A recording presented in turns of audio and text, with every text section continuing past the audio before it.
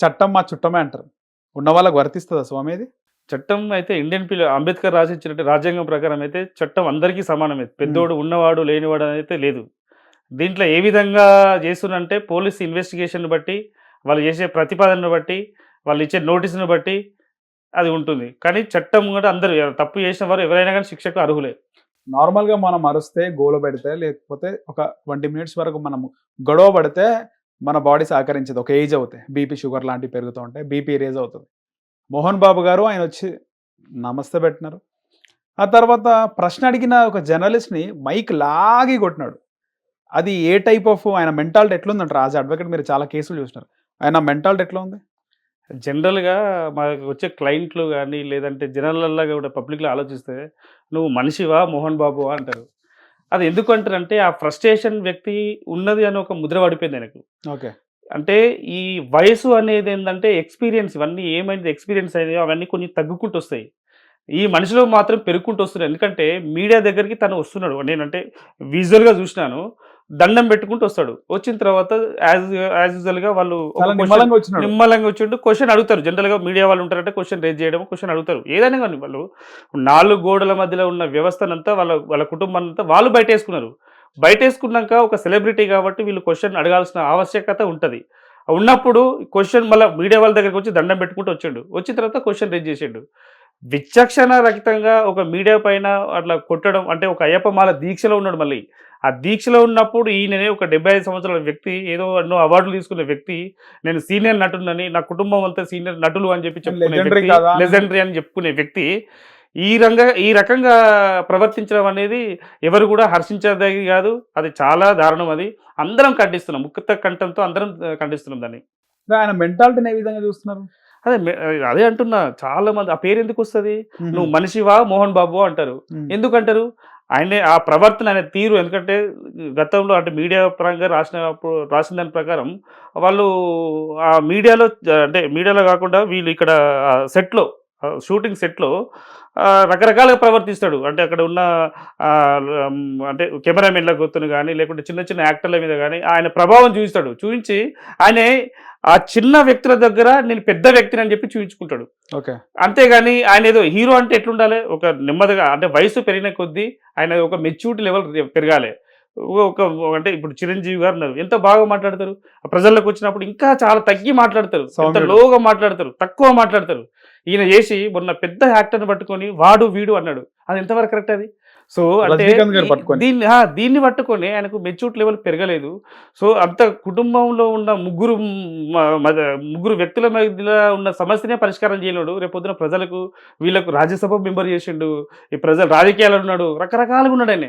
రకరకాలుగా ఉన్నప్పుడు ఆయన ఎందుకు ఈ విధంగా ఇమ్మెచ్యూర్డ్‌గా ప్రవర్తించాడో ఇప్పటికైతే మాకు అర్థం కాలేదు. మేము ముక్త కంఠంతో ఖండిస్తున్నాం. అంటే ఈయన ఎన్టీఆర్ గారి దగ్గర ఉండి ఆ విధంగా ప్రవర్తిద్దాము.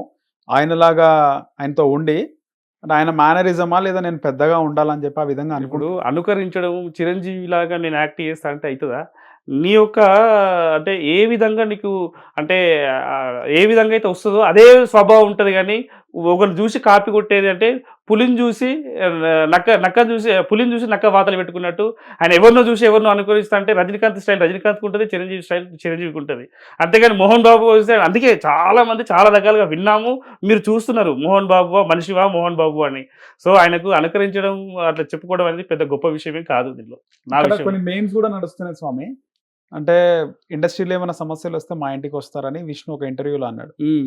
కానీ మీ ఇంట్లో సమస్యలొస్తాయని ఒక మీమ్ వచ్చింది. ఏమంటారు దీనిపైన? ఇప్పుడు ఆహ్, ఆహ్, కన్న తల్లికి బిడ్డనోడు పిన్న తల్లికి ఏదో చేసినట్టు బంగారు ఆయనకు గాజులు. అదేంది ఎవరికి వాళ్ళ ఇంట్లోనే చేసుకోలేడు. ఆయన వేరే వాళ్ళకి ఎట్లా చేస్తాడు స్వామి? వాళ్ళ తమ్ముడిని సంధాయించుకొని తమ్ముడికి ఏం కావాలి? ఎట్లా చేయాలని చెప్పి ఆయన సౌమ్యుడు. వాళ్ళ తమ్ముడు మనోజ్ గారి గురించి మేము విన్నది ఏందంటే ఆయన చదువుకున్నాడు. చాలా విదేశాల్లో చదువుకున్నాడు. చాలా చదువుకున్నాడు. చక్కని సినిమాలు తీసిండు. డబ్బా కొట్టాడు. డబ్బా కొట్టాడు. సెల్ఫ్ డబ్బా కొట్టాడు. రియాక్ట్ అవుతాడు. ఎక్కడ సమస్య ఉంటే రైట్. రియాక్ట్ అవుతాడు. అంటే సోషల్ మీడియాలో చూస్తున్నాం. మేము కూడా ఫాలో అవుతున్నాం కదా! సోషల్ మీడియాలో చూస్తే మనోజ్ గారు చాలా చక్కగా రియాక్ట్ అవుతారు. మొన్న ఫ్లడ్ అప్పుడు కూడా రియాక్ట్ అయ్యిండు. రియాక్ట్ అయిపోయి ఎంతో కొంత ఆయన తోచిన సహాయం చేసిండు. ఇట్లాంటి వ్యక్తి మీద అంటే తప్పు ఎవరి దగ్గర ఉన్నట్టు? ఆయన మీడియా దగ్గరకు వచ్చి మీరు అదే డిబేట్ పెట్టుకొని తప్పు ఒప్పులు ఉంటే అదే మీడియాకి రండి. లేదు అంటే లోపల కూర్చుని మాట్లాడండి. మీడియాకి చెప్పకండి. అది మీరు పరిష్కరించుకోవాల్సింది పోయి నేనే అది ఇది అని చెప్పి మీరు అనుకోవడం ఎంతవరకు కరెక్టో మాకు అర్థం అవ్వట్లేదు. ఓకే. ఒకానొక సందర్భంలో ఒకసారి నేను విన్నా. హ్మ్. ఎప్పుడు అంటే బాలీవుడ్‌లో అనుకుంటా హ్మ్. అమృత్ పురి ఉన్నాడు గదా! అమరేష్ పురి, అమరీష్ పురి ఉన్నాడు గదా! అమరీష్ పురి మీద దాడి చేసిండు. భౌతిక దాడి చేసిండు మోహన్ బాబు. మోహన్ బాబు. అంటే ఈయన ఏంది అసలు అంటే బాలీవుడ్‌లో రజనీకాంత్ తీసుకొని చేసిండంట, నిజమేనా అది? రజనీకాంత్ ఉన్నారో లేదో నాకు తెలవదు గానీ, హ్మ్. అమరీష్ పురి మీద మీడియా కథనాలొచ్చినాయి. చాలా మీడియా కథనాలొచ్చినాయి. మీడియాలో చూసినాం గూడా మేము. ఇక్కడ నుంచి పోయి అమరేష్ పురి ఇక్కడ నుంచి వెళ్ళి కొట్టిండు. అక్కడ కొట్టి వచ్చిండట. అంటే ఇంత అంటే ఇదేందంటే నేనే ఈ చిత్రసీమను శాసిస్తున్నా, నేనే బాస్‌ను అని అది బాసిజం అనేది ఒకరు అంటే చెప్పుకోవడం వల్ల బాసిజం రాదు. బాసిజం అంటే ఒక చిరంజీవి లాగా, ఒక రజనీకాంత్ లాగా, ఒక ఇట్లా అంటే వాళ్ళు ఒక వాళ్ళ వాళ్ళ లౌక్యంతోని, వాళ్ళ ఒక మెచ్యూర్డ్‌తోని ఆళ్ళకు ఒక బాసిజం వస్తది. అంతేగాని నాకు నేనుగా ఓన్‌గా సెల్ఫ్‌గా చెప్పుకోవడం వల్ల బాసిజం రాదు. సో, ఇదంతా ఏందంటే ఈయనను నిలుపుకోవడానికి ఈ మీడియా వాళ్ళ మీద కొడితే హీరో అనుకుంటాడు. సో, అది చాలా తప్పు. సో ఇలాంటివి చేసినాడు మోహన్ బాబు గతంలో కూడా. అంటే ఇప్పుడు 75 ఏళ్ల వయసులో ఇట్లున్నాడు. యంగ్ ఏజ్ లో చాలా చేసిండొచ్చు ఆయన. ఇక మనం చూడలే కదా, చాలా చేసి ఉంటాడు. చాలా అంటే అందుకే కదా నువ్వు మనిషివా మోహన్ బాబు అని అప్పటి నుంచి వచ్చింది. హ్మ్. ఈ వాళ్ళని కొట్టడం, వీళ్ళని కొట్టడం, హీరోయిన్లు కొట్టే దాఖలాలు కూడా ఉన్నాయట చాలా వరకు. మోహన్ బాబు అదే ఎందుకు హీరోయిన్లని? ఈ కథనాలు ఉన్నాయి, చాలా కథనాలు ఉన్నాయి. ఇట్లాంటి వామ్మో. కథనాలు ఉండడం వల్ల ఈయన ఏంటంటే ఇండస్ట్రీలో మంచి పేరు లేదు. పేరు లేకపోవడం వల్ల ఆయనతో మాట్లాడాలంటే ఒక మంచి కమెడీ చేద్దామన్నా కమెడీ లెవెల్లో కూడా సెటైర్లు వేస్తాడు ఆయన. ఆయన ఎప్పుడు ఏ విధంగా రియాక్ట్ అవుతాడో తెలియదు. అంటే మనం చూస్తున్నాం కదా ఇప్పుడు అవును, ఎప్పుడు సీరియస్ ఉంటాడో ఎప్పుడు. మొన్న ఒక రజనీకాంత్ గారు ఒక గౌరవప్రదమైన హోదాలో వచ్చినప్పుడు, గెస్ట్ వచ్చినప్పుడు ఆయన ఏం చేయాలి, మనం గౌరవించాలి, గౌరవించాలి.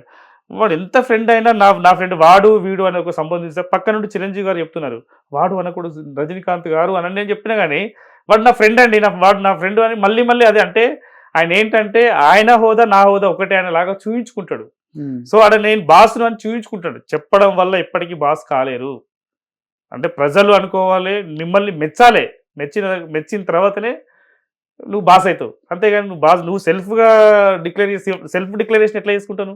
అంటే ఇప్పుడు దేశంలోనే ఒక టాప్ 10 హీరోస్లో, టాప్ 10 హీరోస్ పక్కన పెడితే టాప్ 10 ఆర్టిస్టులలో, మంచి ఆర్టిస్టులలో మోహన్ బాబు ఒక్కోలో అని చెప్పేసి అంటారు. వాళ్ళ కొడుకు విష్ణు కూడా అన్నాడు చాలాసార్లు. ఏమంటారు దీనిపైన?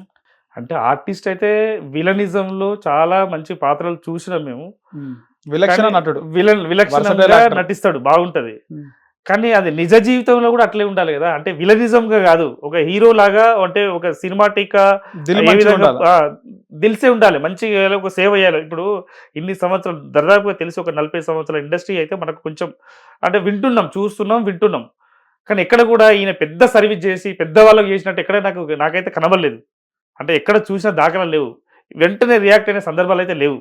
సో ఈయన అంటే సెల్ఫ్ డబ్బా కొట్టుకోవడంలో ఈయన నెంబర్ 1 అని నేను అనుకుంటున్నా.